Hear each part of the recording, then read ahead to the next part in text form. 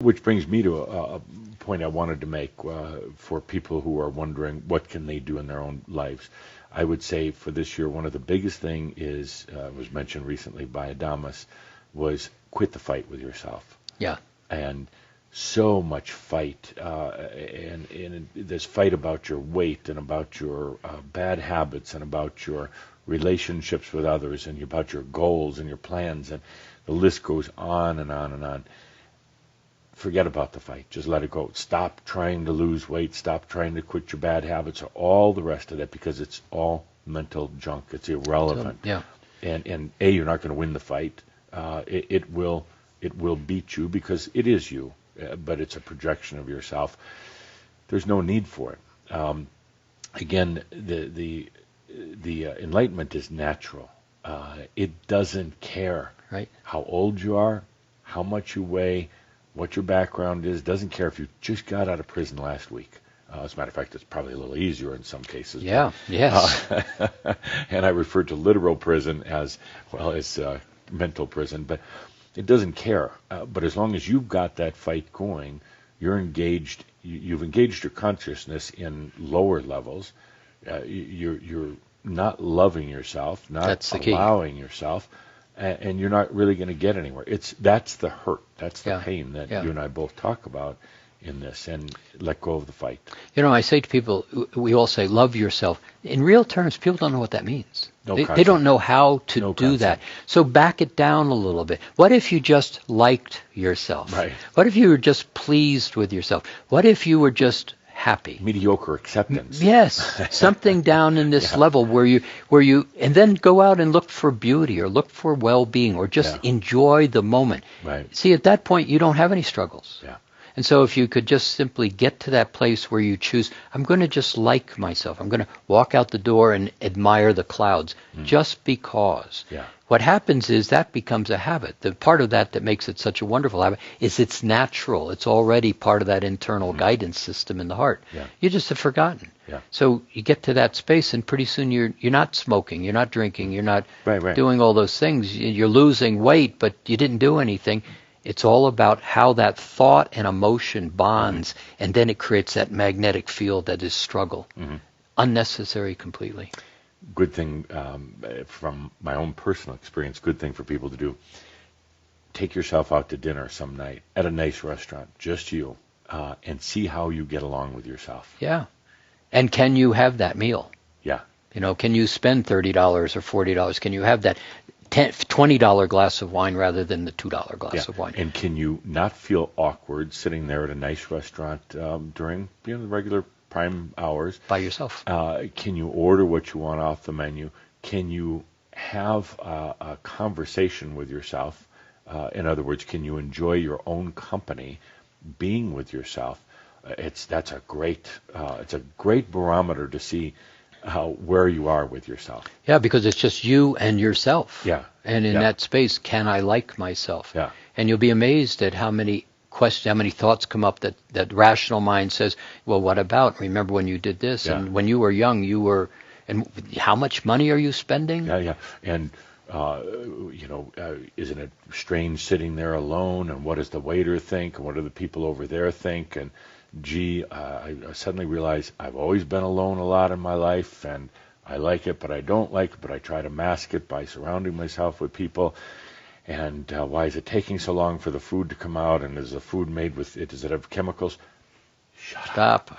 Enjoy the meal. It truly is a great experience. And, for $100 or less, you can find out a lot about, are you liking yourself? Yeah. Are you okay with yourself? You get to the point where suddenly you just crack up laughing, going, it doesn't matter. I mean, then you can just sit there and absolutely enjoy it. You don't care what anybody else thinks or what you're thinking at that point.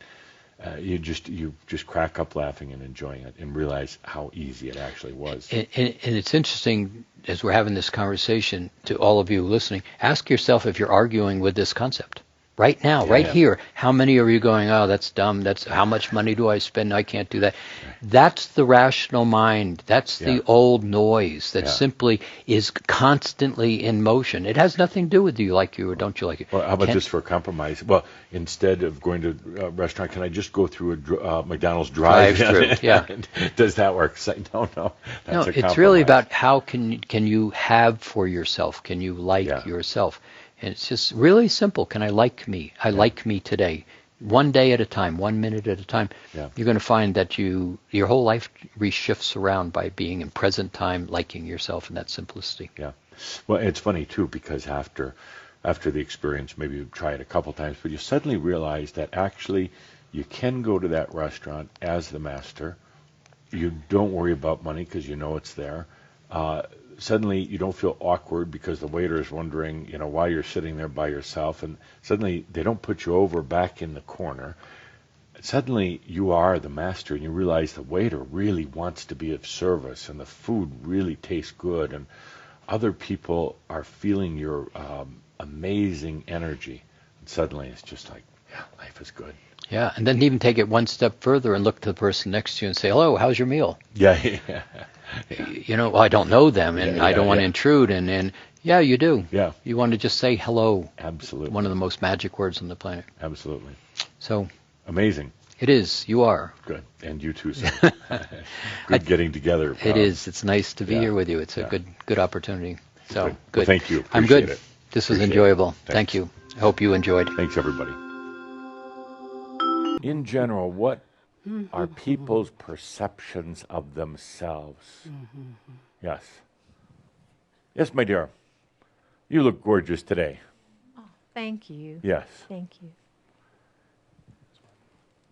What are people's perceptions of themselves? On a scale of 1 to 10. On a scale of 1 to 10, Yes. people's perceptions of themselves. Yes. I think most people don't have a very good impression of themselves. And I think we have been conditioned by the church and by our upraising. Yes. And learning to love yourself, I think, is one of the most difficult things we have to do in life. It is. And when someone pays you a compliment, sometimes it is hard to just say thank you. Yes. Because we don't believe it ourselves. But you took my compliment very well, indeed. Well, you are just wonderful. Yes. I kind of am. And so are you. Well, in a way, it is a funny thing now that you brought it up. You give somebody a compliment. How often do they almost resist it? They duck it, or oh gosh, or shucks, or it brings up something in them, almost anger sometimes. It's very strange. I'd like to see a world where somebody can compliment you, say, "Ma, you look young today," and instead of them giving you a lot of guff about it, they simply say, "Absolutely," like Edith did, "absolutely, because I'm living and I'm young." Yeah, ought to hook you two up.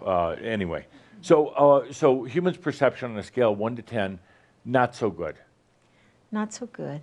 Would you give it a 5? For everybody? Are you Just talking just myself? Yeah, in general, everybody. I think probably a 5. 5, okay. And I think there, in Shambhala, Yeah, this is one of we are learning to experience yes, and to accept that, that we are beautiful people, yeah, we are wonderful people. And it's that growing, that experiencing over and over that helps us. And now, the same question, but on a scale of 1 to 10, how do people perceive the world around them on a scale of 1 to 10? Is it more positive, more negative?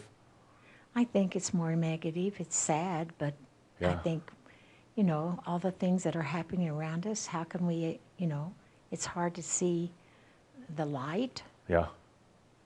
Good. Thank you. Thank you so much. You're welcome. How does one learn or experience trusting with themselves? Big one. If we can answer this, boy, we're going to graduate into another level. Yes. We need the microphone here. Okay. Acceptance. Acceptance, yes, I would agree. And I think everybody here would, but you're telling a person on the street about acceptance. Now they're really confused. Trust and acceptance, two things that are very, very foreign. I totally agree with what you're saying, but how do we distill this? How do you get somebody to trust themselves? Self-love. Yeah. Love. Here we go. Self-love. Self-love. Now we've really hit on one of the most difficult things. So let's put underneath here acceptance, self-love. Yes, we all know that's correct. You've all had some experiences with it, but that's the toughest thing a human will ever do. It's the toughest thing any angel in any of the realms will ever do. That's the truly, ultimately, the experience of Earth is self-love. The most difficult thing. Just one at a time, don't everybody throwing this at me. Acceptance. Acceptance and acknowledgement. And acknowledgement. Yes. Which is an interesting thing in itself. How is one going to get acceptance or acknowledgement if they don't accept or acknowledge themselves? If you out there listening in here listening, if you have an acceptance issue, if you feel other people just don't accept me, they just don't understand me, it's because you don't accept or understand yourself. And did I hear somebody call out, oh crap? Yes, they want acceptance and acknowledgement. They're in this identity struggle to accept themselves. They try looking for it all the time from others. They most never occurs to them to look at it from within. So they're looking for acceptance. Do my parents accept me? Do my coworkers accept me? Does my wife or my husband accept me? Do average people on the street accept me? So they're constantly looking for that. They're looking for acknowledgement or validation. Acknowledgement that they're doing a good job. But if they don't think they're doing a good job as a human, nobody else is going to think they're doing a good job. So what is love? That's an interesting thing. I contend that the mass consciousness belief about love is generally kind of warped. Because love is generally associated with parents who abused you. Not everybody, but a lot, most, the vast majority, the extremely vast majority. So how many of you had parents that says, I'm going to smack you now, or I'm going to deprive you of something, but it's because I love you? And that sets up kind of an interesting, energetic definition of love. How many online, I want to ask people here, how many online have been divorced? More than once, more than twice. Oh, keep going. Okay, more than 5 times. So you got married for love. Well, actually, you didn't at all. Most of you did not get married for love. It was karma. You'd been together before. You had things to work out and experience together. So you came back together. You met each other. Oh, I know you. You must be my soulmate. Oh, no, you've just been together before. You had stuff to work out. Maybe you could do it this lifetime. True love will never be found in another person until you find it in yourself. Never have a partnership with anyone else that's healthy and balanced until you have it with yourself. Then every relationship will be different. They won't be feeding. They won't be used to balance your masculine or feminine side or balance whatever. You never select a partner again to complete something within yourself. So I hear out there somebody saying, but what about love for my dog or my cat? What about that kind of love? You're getting close because pets are basically extensions of you, kind of. Not you directly, because then you wouldn't like the pet so much, but they're kind of like your energy in that pet. And so it's actually part of the step or process in learning to love yourself. If you can learn to love your animals, your pets, these blessed beings, you can take that now, that same thing, and learn to love yourself. Meow, meow. Yes, I was going to say self-love, self-love. because everything we've been talking about so far, the anxiety, the second shoe dropping, and all this stuff usually comes because of how we react to what other people are thinking. Absolutely. And because we make ourselves beholden to that. So personally, for me, I'm trying to understand the self-love and really embrace that, because I think all these other things go away if I can truly Yes. get to that. Very well said. Very clear. Thank you. And said very simply, absolutely, self-love. Yeah, you've got double duty today. Microphone, writing so on much the fun. board. But self-love. And actually, we could just stop there and we could say that's really what it's about. And that's really, you save that part of the experience on this planet and for your soul till the last. Do everything else, and then, oh, by the way, learning to love yourself. A lot of metaphysically oriented people will run at this point of self-love. They'd rather do anything else.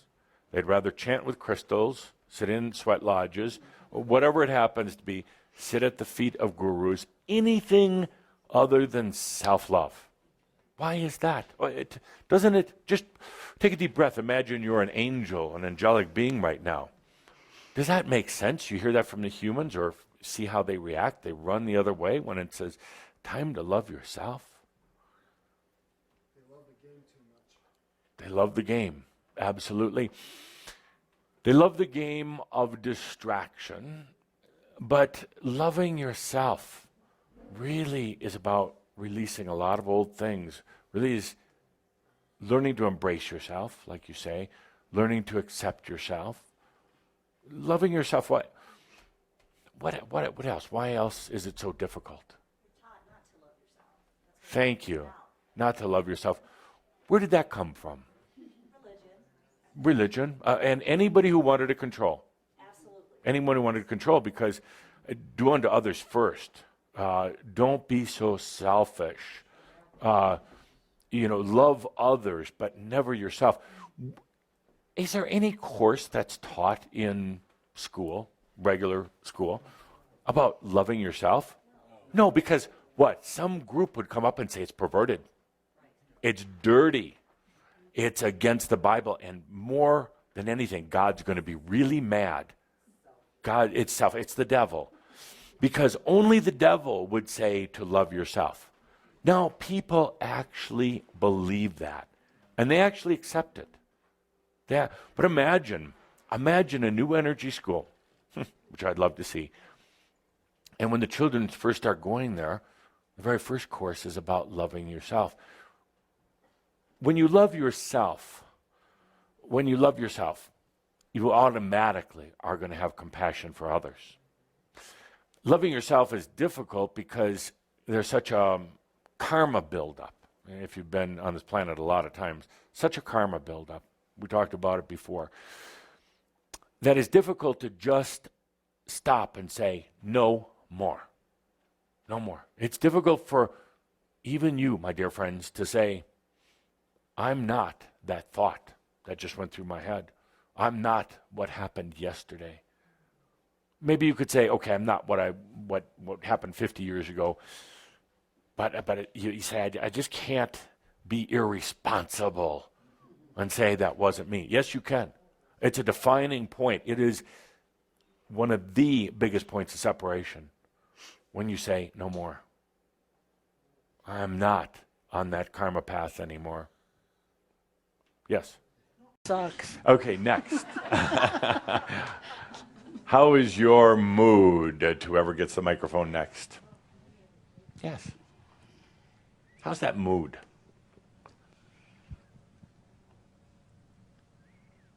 It's been wavering a lot the last Higher? 2-3 weeks. How's it right now? Today, Boom, today snapshot. it is a 7. 7. Good.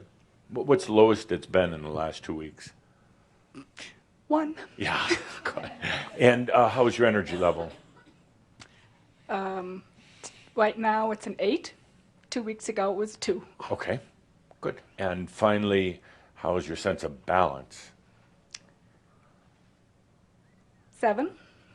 And I'm going to tell you, 2 weeks ago, it was about 1. One. Actually, it didn't exist a couple of weeks ago. Yes. You and I also, late at night, arguing. Why do you argue with me? I'm just curious. Do I argue with you? Oh, yeah, yeah. Okay, a lot of it's because I want to be heard. You want to Which be means heard. I want to be heard, and I need to hear Interesting. myself. Interesting. Want to be heard by who? Me, myself, my soul, and my spirit. Yeah, why wouldn't you be being heard? Why would I be being heard? Yeah, why wouldn't your soul be hearing you?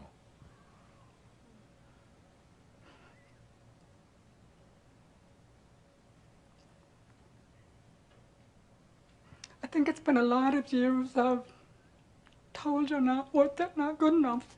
Who's telling you that? I think it was growing up, hearing from the outside, and who's so telling now you? it's coming back home. Who's telling you that? I must have picked it up and believed it for myself, and so now I'm shifting that into coming into my own heart. Why do you do that? It's a good question. I know, I asked it. It gotta be a good question. I'm sorry, I was mistaken. I thought the tears, were from over here, but they're over here. Actually, I think they're everywhere. Why would anyone do that? Why would anyone, I know why, but I don't know why anyone would do that to themselves.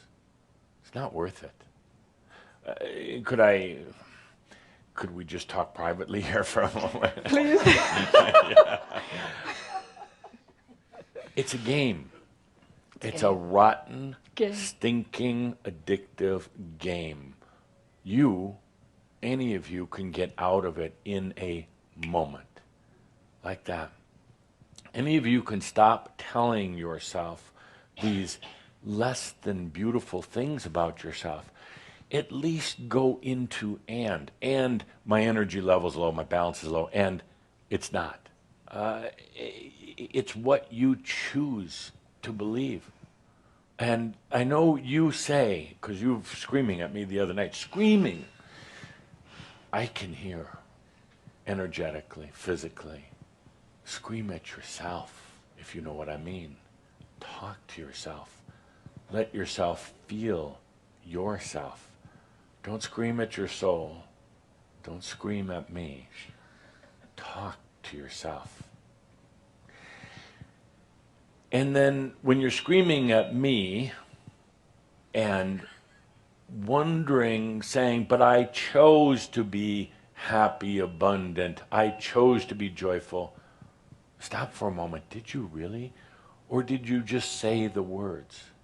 Did you really, really choose it? Or are you just saying, yes, I want to be happy, yes, I want to be happy, but still let yourself fall into that trap of the same old patterns of self-abuse. Talk to yourself. Hear yourself. Okay? I've been working on that this week. Stop working on it. Just do it. Do it. Working on it. My God, I know humans that have been working on things for 40, 50 lifetimes. I'm like, yeah, but you're just plowing the same old fields time and time again and not allowing anything to grow in them because you keep plowing them. What do you enjoy about working at things? Just do it. It's a shift of consciousness. It is where's my book? I need that. It is, thank you, it is an act of consciousness. Now available at bookstores close to you. It is an act of consciousness. It's not working at it. It's not trying it. It's I am. That's it. That's it. So many of you get involved in this morass of self-abuse and, oh, can I overcome the hurdles? Can I make it to the top of the mountain? And, oh, the burdens I carry in my childhood. Shut up. Boom, you just do it. But you know,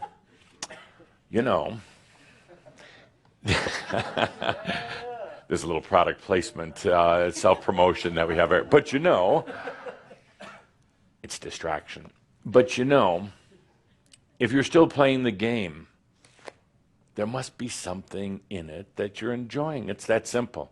I have had soon-to-be ascended masters, I'm so close to their ascension, their realization, screaming at me, throwing things at me, which doesn't really matter because I'm not in physical form, so it goes right through. Throwing things at me, denying the fact that they're still enjoying something. I contend that if you're in a game, you're still deriving something from it. You're still getting something from it. And when you're tired, you'll get out of the game. Not always easy. That's why I did my little sweetheart thing at the beginning here, kind of. But it's not always easy, but get out of that relationship. Get out of that old way of doing things. Get out of misery. You know, Miseryville is kind of overpopulated right now, and it's kind of dilapidated. You can move anytime you want to Pleasantville. Get out of it. It's an act of consciousness. Okay. By the way, I meant to mention, thank you for letting us be so clear within. So I thought about calling it the Keiko series very seriously. Then I took a lot of deep breaths and said, but what's the essence? What are we really trying to do here? And then it struck me. Ready to write on the next page? It struck me. And what this is about with Keiko and with love of self and with allowing and releasing and everything else we're doing with coming into the light body. This is about a very important word. Charisma. Charisma. And I like to call this the Charisma series. Yeah. And charisma comes from, but we're going to spell it with a K. You can go ahead and write it like that first, Linda, and then underneath, write it with a K instead of a C. Charisma comes from the Greek word charis. Charis meaning to give in grace. Give in grace. Graceful giving. When you really come to it, there's kind of in the English definition of charisma, oftentimes you think of a charismatic person. And part of that is true. There is something called charisma. They don't know where it is. They can't seem to extract it. They can't turn it into a chemical formula. I'm sure after this afternoon somebody's going to come up with charisma pills designed just for Shambra. Yeah. Actually, I think I will. But charisma, what is it? Well, you say it's a person who has a certain radiance, I guess, a certain personality. Political figures who have charisma, using the standard definition, can attract people. You've all met charismatic people. You're in their presence, and there's just something, charismatic about them. But here it's going to be a little bit different. It's not just about a shiny, happy personality. The charisma, is the grace from within. The charisma is that natural, really authentic you, sans the personality that's not you coming forth. It's the real you. It's the I am in expression. Now, there's going to be a tendency to run out of here and say, I'm going to go develop my charisma. I'm going to go get in touch. I'm going to act. That's what we should do. Charisma activation sessions. I'm going to activate my charisma. Where's that water to throw, the bucket to throw? No. Charisma. It's there. It's already within you. It's already inside, just ready to come out. It's the authentic you, the one you keep asking yourself about. You keep saying, well, am I being authentic? Well, no, actually you weren't. So back away so that your authenticity can come out, so that the real you can come out. You, Brother John, I'll pick on you since you gave me that big smile. Such an interesting personality development. But I look at you. I look at who you think you are, and I have to laugh a little, smile. It's not you, and you know that, and you struggle with it, just like all of you do, but I'm picking on Brother John here. And you say, but I have to keep working on myself, developing myself, making myself better, and then going out and searching for myself. Well, make me throw up. Not anymore. You don't need to do any of those. You don't need to do anything, John, and ex-John, former John. You don't need to do anything other than let that charisma come out. It's already there. You don't need to activate it. You don't have to water it. You don't have to do anything to it. And that's going to be the challenge. You're going to want to do something. You're going to say, your personality is going to say, well, shit, I got to do something with my charisma. I need to develop it. I have to breathe into it. No, nothing other than letting it come through. So allowing was correct. It's the allowing series as well, but it's one of the things you do. Charisma is that, what you would call that light within you. But I don't even want to call it a light. Charisma is the I am in expression. And once you dust away, clear away all those other things, ancestral biology and personality that's not yours, I cannot stress this enough. Your identification, your personality is not really you. It's really been cobbled together with a lot of bricks that have come from foreign lands and cobbled together in some haphazard, interesting way. I guess you could say kind of creative, artistic way, but you're tired of it now. And I know that. And you know that. We all know that. Well, most of us know that. Charisma is the natural self coming forth. The interesting thing about a charisma, it's already there if you just let it come out. You're not going to be able to identify its attributes, its all the different things. Did I not psychically send out a message for some coffee with cream? Yes. Yes. But in the meantime, I need you to write. No, get them. No. Dear Linda, you could assign it to someone. So, charisma. The important thing about charisma, and I'm a bit reluctant to even mention this because it's going to set up some expectations. And then we're going to forget about charisma, and then I'm going to have to do a charisma butt-kicking session next time. Charisma is the... yeah. Charisma is the true attractant. The true attractant. There are books that have been written about law of attraction. Interesting, going in the right direction, but they tend to be very mental. Everybody starts thinking about what they want.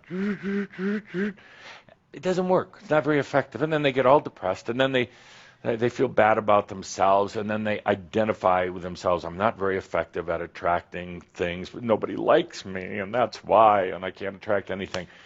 No, you're just not really being very genuine about it. You're being very mental about it. Mental has little or no keiko, fire, passion. It's not authentic. Every time you think a thought, most of it really isn't yours, 95% of it. When you think about something, it's not even yours, but yet you pretend it is. You act like it is. You act out like it is. It's not. So we're going to strip all that and get down to what is yours. Your charisma doesn't mean you need to go out and be an extrovert. Doesn't mean you need to go walk down the street shaking everybody's hand, telling jokes in the grocery store. No, you look like an idiot if you do that. Charisma is a natural attractant. It attracts energy naturally. It attracts people. Actually, it's interesting because Sam is not much of a talker. Doesn't say a lot of words, but doesn't need to. The words he says are clear, and he speaks them from himself, so he doesn't mumble them down here. When Sam speaks, there are few words, but they're clear, and everybody listens. They're not just listening to the sound waves coming from his mouth. They're feeling his charisma, and he has a lot of it. Now, people will say, well, he's charismatic or he's attractive because he's physically attractive or because he's there's just something about him. He has a nice smile or nice eyes. but they're just trying to justify because they don't know how to identify, they don't know how to talk about this charisma, so they have to think of other things. He's charismatic because he's letting himself come out. Not all these other thoughts, and he's not polluted himself with a bunch of things that aren't his. In his biological puberty, he also went through the spiritual puberty of himself. He's got tons of charisma. Charisma, if you get down to the real definition, it is the gift of grace that one gives to themselves first, and it's naturally given to others. Charisma is the authentic. It's the I am. It doesn't need personality. It doesn't need to identify itself. It doesn't need any. Charisma does not need plans and programs and goals. It doesn't. The human needs goals just to occupy themselves and to make themselves feel better about achieving a goal. The charisma doesn't need that. The charisma is you. And I know these are words right now that I'm speaking. They're just words, but I'm going to ask you now to feel into it.